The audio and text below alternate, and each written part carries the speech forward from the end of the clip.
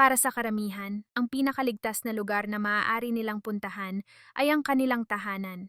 Ngunit para sa pamilya Bever ng Broken Arrow, Oklahoma, ang kanilang tahanan ang naging lugar ng torture at eksena ng pagpatay.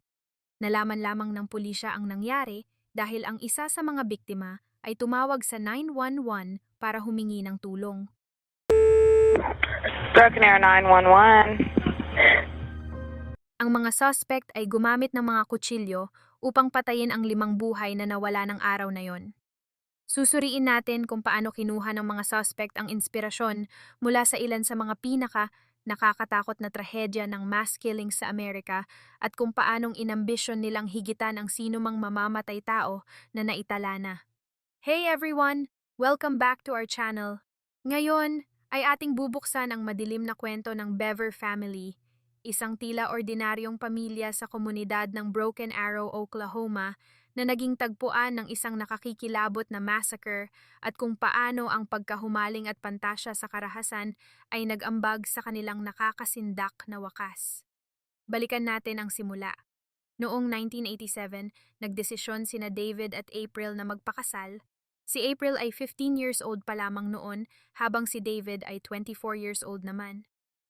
Hindi nagtagal, sinimulan nilang buuin ang malaking pamilyang kanilang pinapangarap. Ang kanilang panganay na anak na si Robert ay isinilang noong 1996, kasunod si Michael noong 1998. Naging mga nakatatandang kapatid sila nina Crystal, Daniel, Christopher, Victoria, at ang bunsong si Autumn, na halos 2-year-old pa lamang noong naganap ang insidente. Karaniwan, ang pagkakaroon ng maraming anak sa murang edad ay nagdudulot ng problema sa pera, ngunit ang mga Bever ay maayos ang kalagayan. Makikita mo sila sa kanilang maaliwalas na tahanan sa 709 Magnolia Court, Broken Arrow, Oklahoma. Ang kanilang bahay na nagkakahalaga ng $245,000 ay malaki at bawat bata na may sapat na edad ay may sariling cellphone. Bawat isa rin ay may kanya-kanyang laptop. Ang mga bata ay sagana sa karangyaan sa kanilang bahay, mula sa mamahaling gaming consoles hanggang sa magagandang damit. Hindi eksaktong normal ang buhay nina David at April Bever.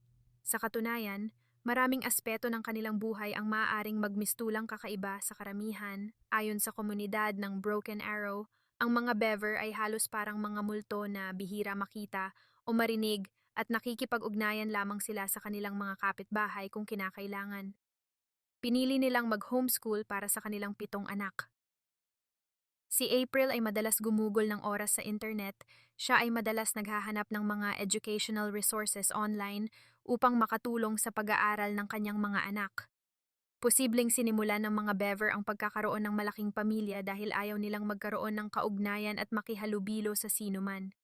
Pinagbawalan nila ang kanilang mga anak na makipag-usap sa sinuman sa mga kapitbahay at halos lahat ng oras ay ginugugol nila sa loob ng bahay.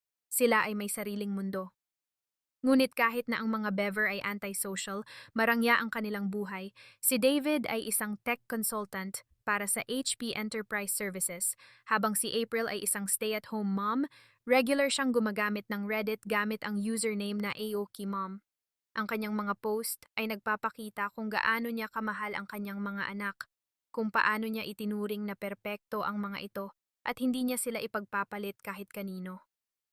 Sinabi rin ni April na gusto niyang maging tech-savvy ang kanyang mga anak. Gusto niyang matuto sila tungkol sa mga computer at balang araw ay maging web designers o programmers. Masasabing hindi nilimitahan ng mga Bever ang kanilang mga anak mula sa mabilis na lumalawak na impluensya ng teknolohiya. Ngunit sa huli, ito ang humubog sa murang kaisipan ng kanilang mga anak sa hindi inaasahang madilim na paraan. Dahil hindi siya pinapayagang lumabas o makipagkaibigan sa kahit sino sa kapitbahayan, ginawa ni Robert ang karaniwang ginagawa ng mga bata sa modernong panahon. Sinubukan niyang makahanap ng online community. Ang pinakagusto niya higit sa lahat ay ang maging tanyag, kaya't gumawa siya ng YouTube account noong 2013 at umaasang sisikat siya balang araw. Salute. Hey everyone, it's me, Cult Empire. In case you didn't know, you found me by accident, or you're expecting someone else. Yeah, why would you do that? Anyway, this is the second first ever update, which I think is a major improvement. I tried a news report theme last time. That's not very vloggy, is it? So I'm being a little more chillinated, writing stuff, scripting. Sa YouTube channel na ito na may pangalang Cult Empire, sinasabi ni Robert ang tungkol sa Minecraft, ang kanyang mga opinyon sa lipunan, at ang plano niyang gumawa ng marami pang content sa hinaharap. Ang pinakahuling video na in-upload sa channel na ito ay makikita ang kanyang nakababatang kapatid na si Michael na may espesyal na ugnayan kay Robert. Marami silang oras na magkasama, karamihan dito ay ginugol nila sa internet, madalas din silang magpuyat sa panunood ng mga video at nakabuo ng kakaibang pagkahumaling sa mga spree killings at mass murders tulad ng Columbine Massacre at Aurora Theater shooting. Ito ay maaaring naka-impluwensya sa kanila upang i-idolize ang mga mamamatay tao. Posibleng antisocial sina David at April, ngunit si Robert at Michael ay tiyak na ganoon din. Ayon sa mga ulat ng mga kapitbahay, madalas daw magpakita ng kakaibang kilos ang pamilya. Sa isang insidente, nakita si Michael na nakatitig ng matagal sa mga kapitbahay at hindi siya tumutugon kahit tinatawag nila ito. May mga alegasyon din na inaabuso ni David sa parehong pisikal at verbal ang kanyang mga anak, bagamat hindi pa ito kumpirmado. Ang tiyak lamang ay isa sa kanyang mga anak ang nagpatunay na madalas marahas ang pag-uugali ng kanilang ama, na posibleng nagturo kina Robert at Michael ng ganitong asal. Gayunpaman, hindi ito sapat na paliwanag kung bakit labis na nahumaling sina Robert at Michael sa brutal na karahasan. Ano man ang dahilan, nagsimula ang dalawang magkapatid na mag-fantasize tungkol sa paggawa ng mararahas na krimen. Pinag-usapan nila ang ideya ng pag-atake sa mga paaralan, pagpatay sa mga tao sa kanilang sariling mga tahanan, at paglulunsad ng mga killing spree sa kanilang bayan. Ayon kay Robert, ang mga ito ay paraan lamang upang maipahayag ang kanyang galit. Hindi raw ito dapat seryosohin at tiyak na hindi ito mangyayari sa totoong buhay. Ngunit, gaya ng malalaman natin, ang mga ideyang ito ng pagpatay ay hindi basta mga pantasya lamang, hindi nagtagal. Noong 2014, nagkaroon si Robert ng trabaho sa isang religious call center, lubos ang tuwa ng kanyang mga magulang na parehong relihiyoso dahil akala nila ay nagkakaroon na ng interes si Robert sa kanilang pananampalataya. Ngunit ang hindi nila alam, ang tunay na dahilan ng pagtatrabaho niya ay upang makalikom ng pera para maisakatuparan niya ang kanyang mararahas na plano. Pagsapit ng summer noong 2015, meron ng bulletproof vests, helmets, baril at bala sina Robert at Michael. Ang bawat sentimo na naipon ni Robert mula sa kanyang trabaho sa call center ay ginamit niya upang mabuo ang personal na armory na kayang magdala ng impyerno sa buong komunidad ng Broken Arrow sa isang iglap. Hanggang sumapit ang hating gabi ng July 22, 2015, bandang 11:30 ng gabi, natutulog ang lahat sa bahay ng mga Bever nang tumanggap ang mga dispatcher sa Broken Arrow ng isang 911 call. Canary 911. Hello? Hello. Hi, where are you at? Broken Arrow, Oklahoma 7411. What address? 709 Magnolia Court. Okay. Are you the only one there? No, my brother's attacking my family. Your dad is attacking your family? No, my brother. Medyo malabo ang audio, pero maririnig ang boses ng isang bata, halos pabulong, na nagsasabing, "Inaatake ng kapatid ko ang pamilya namin." Isang mas nakatatandang boses ang sumingit, medyo nag-aalangan, na nagsabi ng hello bago tuluyang nawala. Kasunod nito ay may sumigaw ngunit hindi malinaw ang mga salita at biglang naputol ang tawag. Oh, millions of people now. Oh my God. No, my God.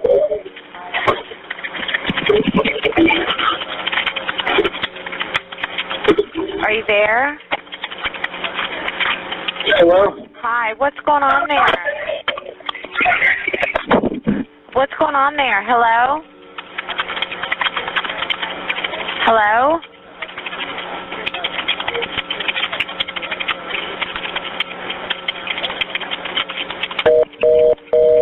Agad na na-trace ng mga otoridad ang tawag papunta sa bahay ng mga Bever sa 709 Magnolia Court, Broken Arrow. Sinubukan nilang tumawag muli pero wala silang nakuhang sagot kaya't agad silang nagpadala ng mga pulis. Pagdating ng mga pulis, nakita nila ang mga bakas ng dugo sa may porch. Kumakatok sila sa pinto at narinig nila ang mahinang sigaw ni Crystal mula sa loob. Agad nilang sinira ang pinto at pumasok. Nakita nila si Crystal na duguan sa sahig. Habang iniinspeksyon ng mga pulis ang bahay, natuklasan nilang ang 2 taong gulang na bunsong kapatid na si Autumn ay ligtas sa itaas. Ngunit sa ibabang palapag, sina David, April at 3 sa kanilang mga anak na sina Daniel, Christopher at Victoria ay wala ng buhay. Tumakas ang 2 salarin sa likod ng bahay at nagtangkang magtago sa kagubatan sa likuran ng kanilang tahanan. Dumating ang karagdagang mga pulis at isang K9 unit ang ipinadala. Mabilis na nasundan ng mga aso ang amoy ng mga salarin at natagpuan sina Robert at Michael na nagtatago sa isang kakahuyan. Si Michael ay nanginginig at takot at si Robert ay may dalang kutsilyo. Sa mga litratong kuha ng mga salarin bago sila ikulong, makikita si Michael na labis ang lungkot, balot ng dugo at putik, habang si Robert ay may mapanuyang ngiti, tila natutuwa pa sa kanyang nagawa. Teenager accused of killing his parents and several siblings in Broken Arrow. Police tell us his younger brother helped murder 5 people. Broken Arrow PD and OSBI investigating. We know a family of 9 lived here. The parents and 3 children are dead. Another child, a 13-year-old, is fighting to live, and the youngest family member, a 2-year-old girl, is in the custody of the state and not hurt. Police say the 2 other children, teenage boys, were the ones responsible for these killings. And the details of what took place last night are slowly starting to be painted today, a gruesome picture. Ang magkapatid ay dinala sa istasyon ng pulisya at inilahad ang kanilang mga ginawa. Habang nasa interrogation room, sinabi ni Michael na hindi niya sinaksak o pinatay ang sinuman at sumama lamang siya sa plano dahil nagbanta si Robert na papatayin din siya. You know, you guys had all these detailed plans, you had all the cool stuff to make it happen. Yeah. And it kind of started falling apart, and he said, like, it didn't go as planned. I mean, did you kind of just freak out a little bit? Like, Yeah, I what's did. really happening? Well, I didn't know it was going to like. Yeah, you don't. But here's what's getting me is, like, it's crazy because you guys worked together and made all these plans, and, you know, had it all figured out, and then when it happens, you're just kind of standing there not doing anything. I think that was my plan. I didn't want to kill anyone. Well, anyone. I couldn't do it, so I was going to let him, like, kill everyone. Yeah, but you stabbed somebody in the neck. I mean, I just kind of. well, what I'm saying is it's not Robert's the one that should get all the credit here. Yeah. Because it's a big deal. I mean, you're going to be on the news. You know what I mean? People are going to want to interview you.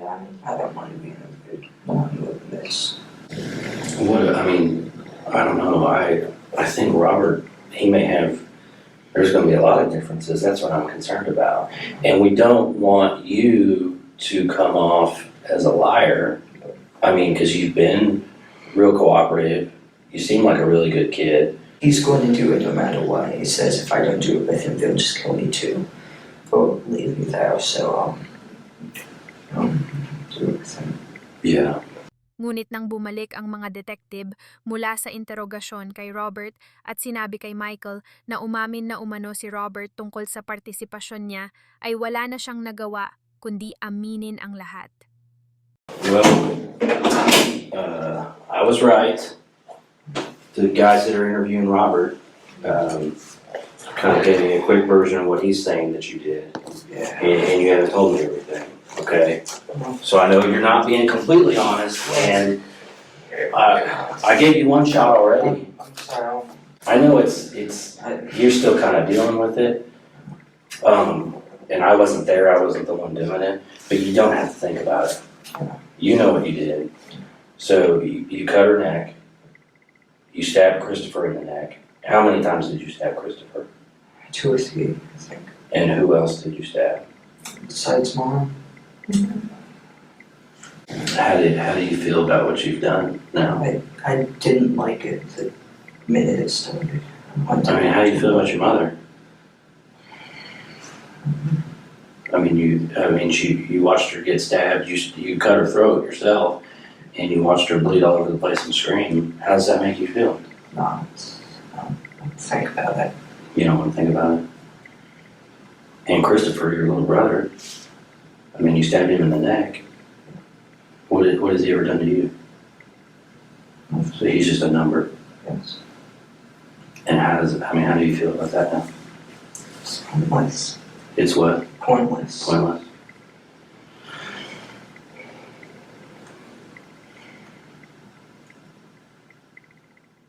Samantala si Crystal naman, sa kabila ng lahat ay nakaligtas. Sa panahon ng paglilitis, lumitaw ang mga nakapangingilabot na detalye na naglarawan ng isang maingat na pinagplanuhang pag-atake ng magkapatid. Ngayon, alamin natin ang nakakikilabot na detalye ng kanilang masamang plano. Nagsimula ito noong June 30, 2015, isang buwan bago ang nakapangingilabot na gabi. Ibinunyag ni Michael na matagal nang may madilim na plano si Robert na ubusin ang kanilang pamilya. Sa mga hating gabi nilang pag-uusap, natuklasan ng magkapatid ang kanilang magkakatulad na pagkahumaling sa pagpatay. Ang pagkahilig ni Robert sa mga kutsilyo at mass killings, kasama ang kanyang koleksyon ng mga weapons ay naghanda para sa kanilang masamang plano. Ang huling piraso ng kanilang madugong plano ay ang pagdating ng isang kargamento ng 3,000 na bala ng baril at ito ay nakatakdang dumating sa July 23. Ngunit may malaking problema sila at tiyak na magdududa ang kanilang mga magulang kung makita nilang bumili ang kanilang mga anak ng libu-libong bala. Ito ay isang bagay na hindi kayang tanggapin ni na Robert at Michael, kaya't binalak nilang patayin ang kanilang pamilya para sa dalawang dahilan. Una, kailangan nilang magsanay sa kanilang kakayahan bago simulan ang kanilang mas malaking plano ng pagpatay. At pangalawa, kailangang siguruhin nilang patay na ang kanilang mga magulang bago dumating ang mga bala. Ang kanilang kapatid na si Crystal ay minsan nang nakita silang naka-bulletproof vest at iba pang uri ng body armor noon, kaya sinabi niya agad ito sa kanilang ina. Gayunpaman, ang sinagot lamang ni April ay, "Boys will be boys." Marahil iniisip na nagbibiro lamang ang kanyang mga anak. Bandang 11:00 noong gabi ng insidente, muling nakita ni Crystal ang kanyang mga kapatid na nakasuot ng tactical gear nang dumaan siya sa kanilang silid. Malamang, napupuntahan niya sila para utusang maghugas ng pinggan o gumawa ng ibang gawaing bahay bago matulog. Ngunit pagpasok niya, eksaktong nasaksihan niya ang simula ng kanilang plano. Nang makita siya ni Michael, tinanong niya si Robert kung sisimulan na ba nila ang plano at sumagot si Robert ng oo. At agad nilang sinimulang saksakin at tagain ang kanilang kapatid gamit ang malalaking kutsilyo. Sinubukan pa nilang hiwain ang leeg ni Crystal, ngunit napakalakas ng kagustuhan ng 13-year-old na bata na mabuhay. Dahil inakala nilang patay na siya, unti-unting gumapang si Crystal papunta sa pintuan upang makatakas.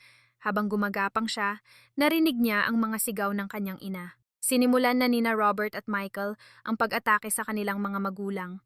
Si David ay nagtamo ng 28 na saksak sa leeg, katawan, ulo at muka. Ito ay isang brutal at walang habas na pag-atake. Isang klase ng karahasan na maihahalin tulad na ginawa ng isang mabangis na hayop kaysa ng isang tao. Gayunpaman, mas nakakapangilabot ang ginawa ng mga salarin sa kanilang ina. Si April ay sinaksak ng 48 times sa iba't ibang bahagi ng kanyang katawan. Ngunit hindi ito ang ikinamatay niya. Ayon sa ulat ng medical examiner, ang dahilan ng kanyang pagkamatay ay blunt force trauma sa ulo. Ibig sabihin, alinman sa dalawa ay walang tigil siyang sinaksak bago hinampas ang kanyang ulo. Napakalaki ng kanilang galit sa kanilang ina na pinagdiskitahan pa nila ang kanyang katawan gamit ang kanilang mga kutsilyo. Sa puntong ito, napansin ni Robert na nakatakas si Crystal. Sa sobrang lala ng kanyang mga sugat, nawalan siya ng malay sa labas ng bahay. Kaya lumabas si Robert at hinila si Crystal pabalik sa loob na nag-iwan ng bakas ng dugo sa driveway. Ang sumunod nilang tinarget ay ang 7-year-old na si Christopher at ang 5-year-old na si Victoria na nagtago sa banyo para sa kanilang kaligtasan. Posible na ang kanilang nakatatandang kapatid na si Daniel ang nagsabi sa kanila na pumasok at ilock ang pinto. Alam niyang kailangan niyang gumawa ng paraan upang iligtas ang kanyang pamilya. Wala siyang oras upang isipin kung bakit ginagawa ng kanyang mga kuya ang pagpatay sa kanilang mga mahal sa buhay. Habang hinihila ni Robert si Crystal pabalik sa bahay, nagtungo si Daniel sa opisina ng kanyang ama sa bahay at doon siya nagtago. Samantala, pumunta si Michael sa banyo, kumatok at sinasabing niyang buksan ng mga bata ang pinto. Posibleng sinabi ni Daniel sa kanila na huwag buksan ang pinto kahit kanino man. Kaya sinunod nila ang sinabi ng kanilang kuya at tagapagtanggol. Ngunit kuya rin si Michael at determinado siyang patayin ang lahat ng nasa bahay maliban kay Robert. Nagsimula si Michael na magkunwaring inaatake siya ni Robert at nagmamakaawang pagbuksan siya ng pinto. Sa huli, ang inosenteng mga bata na malamang na nalito at natakot sa kaguluhan ay binuksan ang pinto. Agad silang pinatay, kung saan si Christopher ay sinaksak ng 21 times at si Victoria naman ay nagtamo ng 23 na saksak. Habang nangyayari ang lahat ng ito, nasabi ni April ang kanyang huling mga salita. Sinigawan niya si Daniel na tumawag sa 911. Ang 12-year-old na si Daniel ay nagtago sa isang kwarto at tumawag sa pulisya. Sa kabila ng matinding pagkabigla, mabilis at malinaw niyang nailarawan ang sitwasyon sa operator. Ang tawag ay nagtapos sa tila pagmamakaawa ni Daniel. Posible na siya ay nakiusap kay Michael habang inaatake siya nito, ngunit binaliwala ang kanyang pagmamakaawa. I was like, let me in, whatever, and he let me in. He was sitting there on the phone with the police. I grabbed the phone, which is my phone, got my phone, and then I ran into the kitchen and I smashed the underground. So, Which was your phone? yeah, it was my phone. Now you don't have a cell phone anymore. At nagtamo si Daniel ng 21 na saksak bago siya namatay. Sa kabuuan, ang pamilyang Bever ay nagtamo ng halos 150 na saksak. Ang matinding pisikal na puwersa ng pag-atake ay na nag-iwan kina Robert at Michael ng labis na pagod. Sa puntong ito, narinig nila ang tunog ng mga sirena ng pulis mula sa malayo, kaya agad silang tumakas. Malinaw na ang isipan ni Robert at Michael ay nilamon ng kadiliman. Ang kanilang plano ay patayin ang bawat miyembro ng pamilya at paghiwa-hiwalayin ang kanilang mga katawan at itago ang mga ito sa mga plastic bins at ilagay sa attic. Ang pagkakaligtas ng 2-year-old na si Autumn ay hindi dahil sa awa ng kanyang mga kapatid. Ayon sa mga ulat, balak sana nilang pugutan ng ulo si Autumn at gawing huling biktima sa kanilang karumal-dumal na plano. Ngunit dumating ang mga pulis bago nila ito maisagawa. Gusto nilang gumawa ng isang bagay na tatatak sa kasaysayan at gusto nilang malampasan ang mga gumawa ng Columbine shooting at Sandy Hook shootings, na para bang mga baguhan lamang ang mga iyon kumpara sa kanilang mga balak gawin. Ang layunin nila ay pumatay ng 50 na katao. Ngunit hindi nila basta-basta magagawa ang pagpatay ng mga random na tao. Kailangan muna nilang magsanay upang masigurado nilang magiging tagumpay ang kanilang killing spree ayon sa kanilang mga pangarap at pinili nila ang gabing iyon. Why did he want to do it? Well, mainly two reasons. I think it's because he just he says he hates everyone. He thinks society is pointless, and so he wanted to kill people. Yeah, And also he wanted to beat the kill amount of other famous people like Columbine and James Egan Holmes. Okay. I mean, who else were you gonna kill? Just whoever you ran into? Yeah, pretty much. He said 5 at a time, like gas stations, restaurants. Okay, and then just keep going. Yeah. So, do you have a problem with society too, do you think? No, I just. Or you were just more like the number of people getting killed was kind of interesting and exciting? Yeah. Okay. Do you guys not like your mom and dad? I mean, most teenagers don't like their parents, so I can understand that. Yeah, I mean, mom was okay, but dad was a little bit, Just a little bit too much. Yes. Ang salaysay ni Crystal ay naglarawan ng isang nakakikilabot na pangyayari. Nakakalungkot na ang kanyang mga pagtatangkang ipaalam sa kanilang mga magulang ang nakakabahalang asal ng kanyang mga kuya ay binaliwala lamang at tinuring bilang simpleng kapilyuhan ng kabataan. Ang bigat ng kanilang mga salita at ang nakakabahala nilang mga pantasya sa krimen o pagpatay ay hindi binigyang pansin ng kanilang mga magulang, isang pagkukulang na nagdulot ng malubhang kinahinatnan. Habang iniimbestigahan, si Robert ay hindi nagpakita ng kahit anong pagsisisi. Sinabi pa niya na nagdasal ng malakas ang kanyang ina habang tinatapos niya ang buhay nito. Ang kanyang interogasyon ay hindi pa inilalabas sa publiko, ngunit ayon sa ulat, sinabi niya na gusto niyang sumikat at ito ang nag-iisang motibo sa karumaldumal na pagpatay. Ang magkapatid ay kinasuhan ng 5 bilang ng first-degree murder, pati na rin ng karagdagang kasong assault with intent to kill. Noong July 6, 2016, habang nasa kustodya at naghihintay ng paglilitis, nagtangkang magpakamatay si Robert sa pamamagitan ng pagtali ng bedsheet upang magbigti. Marahil iniisip niyang ito na ang katapusan ng kanyang umano'y misyon. Ngunit hindi naging epektibo ang kanyang pagbibigti at hindi nagtamo ng anumang pinsala si Robert mula sa kanyang pagtatangka. Siya ay inilagay sa suicide watch, kalaunan ay magkasunod na humarap sa magkahiwalay na paglilitis ang magkapatid.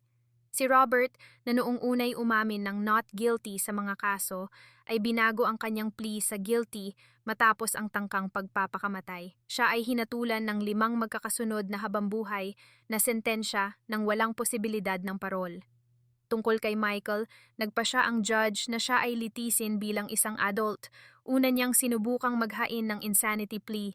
Ngunit sa huli, siya ay napatunayang nagkasala sa lahat ng kaso at hinatulan ng 5 magkakasunod na habambuhay na sentensya. Dagdag pa ang 28 years na pagkakakulong para sa ginawa nila kay Crystal. Ang magkapatid ay ikinulong sa magkahiwalay na pasilidad. Si Robert ay dinala sa Joseph Harp Correctional Center, habang si Michael naman ay sa Lexington Correctional Center. Ang nakababatang salarin ay nagpakita ng malubhang estado ng kaisipan. Iniulat ng ibang preso na gumagawa siya ng mga marahas na drawings sa kanyang journal gamit ang Crayola, marahil upang magmukhang mas matigas siya kaysa sa totoo niyang kalagayan. Habang nasa kulungan, si Robert ay na-diagnose na may iba't ibang mental illnesses. Karamihan ay may kaugnayan sa psychosis. Napag-alaman ng mga doktor na siya ay may major depressive disorder, borderline personality disorder, at post-traumatic stress disorder. Niresetahan din siya ng gamot para sa schizophrenia. Sa kabila ng medical na atensyon, tila hindi nagkaroon ng malaking epekto ang mga ito sa kanyang pag-uugali. Noong 2019, sinubukan niyang atakihin ang mga tauhan ng bilangguan gamit ang isang improvised weapon, patunay na hindi pa rin nawawala ang kanyang mga marahas na pagnanasa. Si Crystal at Autumn, na mga nakaligtas sa massacre, ay kalaunang inampon ng iisang pamilya upang masiguro na mananatili silang magkasama. Isang bagay na maaaring makatulong upang malampasan nila ang napakalaking trahedyang dinanas mula sa kanilang mga kapatid. Samantala, ang bahay ng pamilyang Bever ay napabayaan at naging abandonado sa loob ng maraming taon.